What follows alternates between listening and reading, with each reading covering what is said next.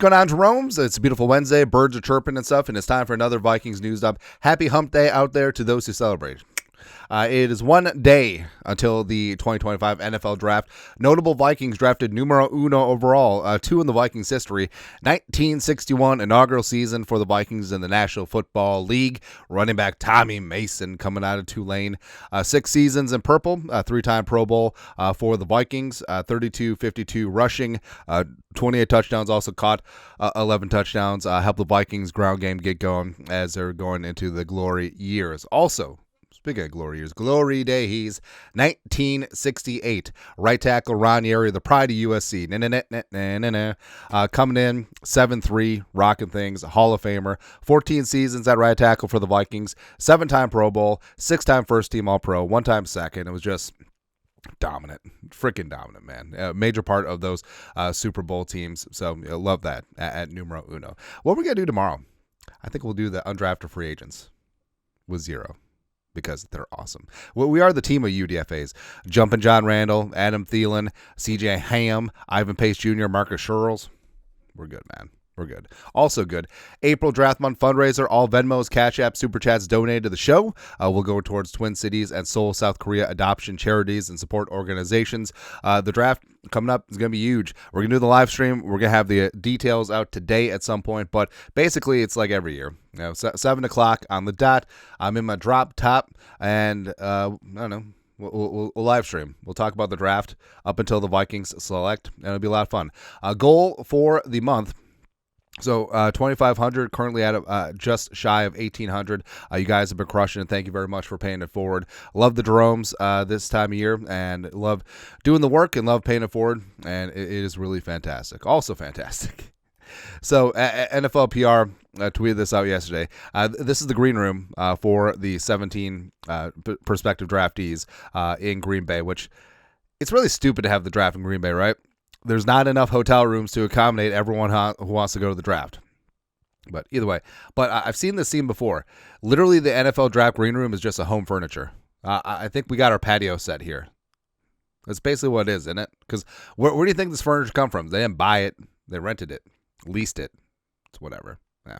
Anyways, also, speaking of last year's draft, Diamond Dallas Turner. So last year's first round, wild, man. J.J. McCarthy at 10. Yeah, because remember, the Vikings had initially, before the draft, traded up with the Texans, going from the second round to 23 overall. So they had flexibility to move up for a quarterback if they wanted to. And then they went from 23 to 17 with the Jacksonville Jaguars, getting Diamond Dallas Turner. Now, I know, blah, blah, blah, blah, Jared verse, blah, blah, blah. Don't care.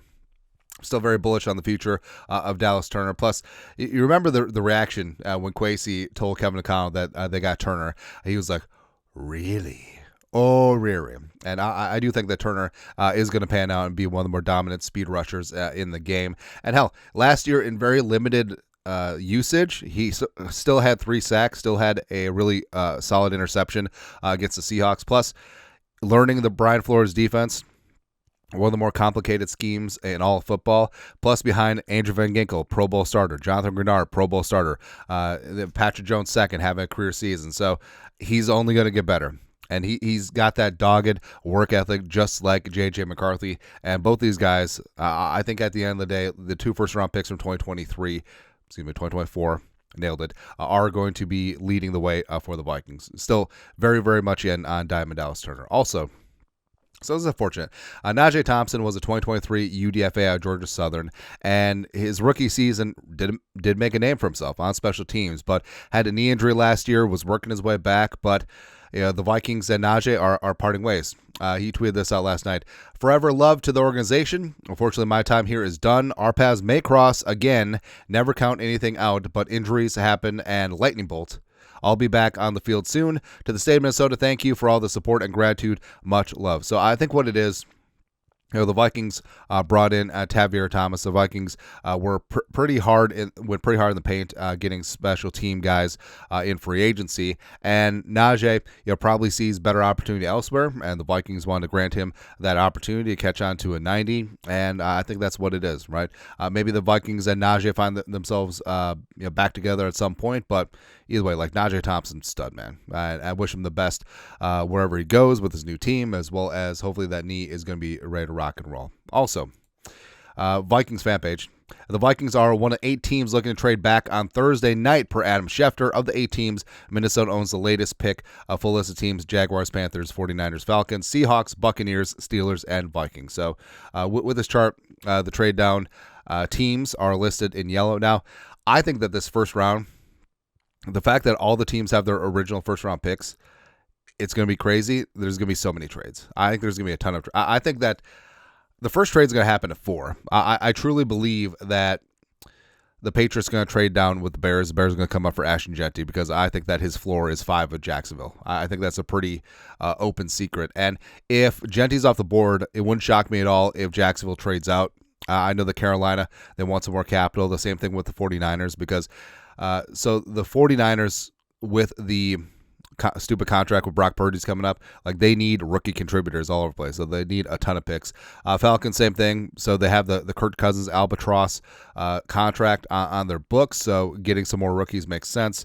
Seahawks, Buccaneers, I don't necessarily see them trading down. I think that they're more stick and pick teams given the layout of this draft, but I guess you never know. The Steelers, if their quarterback is off the board, maybe they trade out. Who knows? But advantage for the Vikings at 24 is that depending on how the board breaks, you can still get your guy. Plus, since it's a lower pick, the team trading up is going to have to give up less draft capital than if they're getting to 5 or 11 or whatever. So I think that the Vikings are a unique inflection point. I think that there's plenty of teams that could be looking to come up to 24.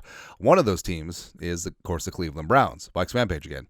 The Browns are one of the teams that the Vikings have had dialogue with in a potential trade back scenario. Darren Wolfson mentioned on Score North. Both teams' GMs, Kwesi Adofo-Mensah and Andrew Berry, have a solid relationship dating back to their time together in Cleveland. The Browns currently hold the 33rd pick in the second round. So, of course, that line of communication is wide open. And the Browns do have the first pick of the second round, which is a very valuable pick because if you have that, you can field trade offers all damn day in between the end of the first round, Thursday night, and the beginning of the second round, early Friday evening.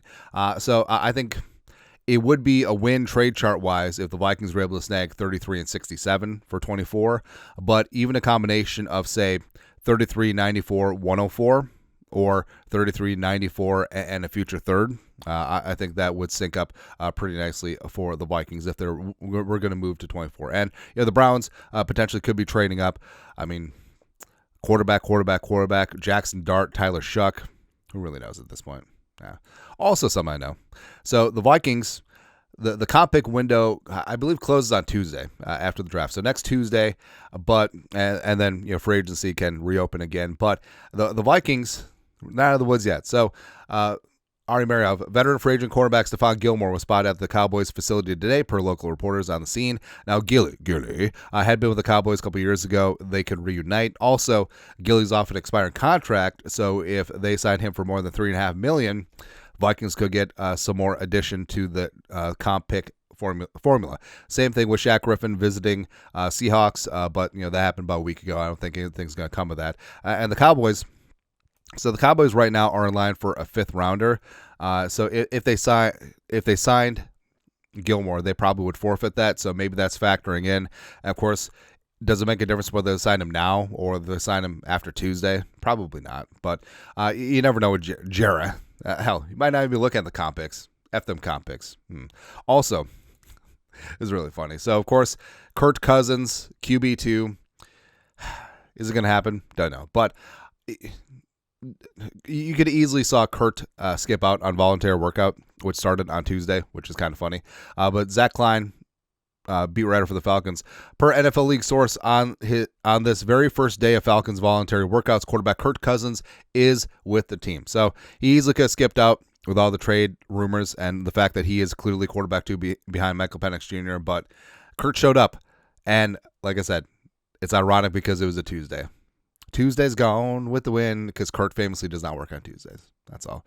Lastly, so the draft is coming up, but it doesn't matter if you go undrafted because you can still make an impact. Pro Football Hall of Fame.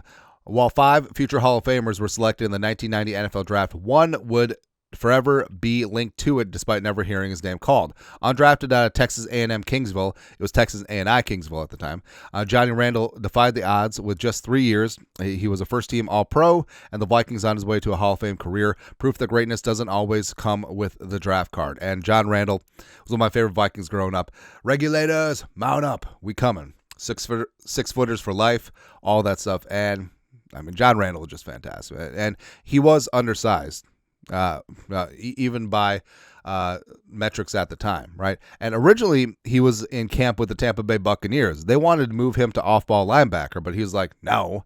And then he joined up with the Vikings, and the rest, as I say, is history. Just nonstop motor mouth, and he backed it up. Just fantastic. I love Johnny Randall, man. But that's it. That's it. One day more. One day until the 2025 NFL Draft. Let us know your thoughts. Our thoughts, comment section. You guys are the best. You know what to do. Skol. Production value.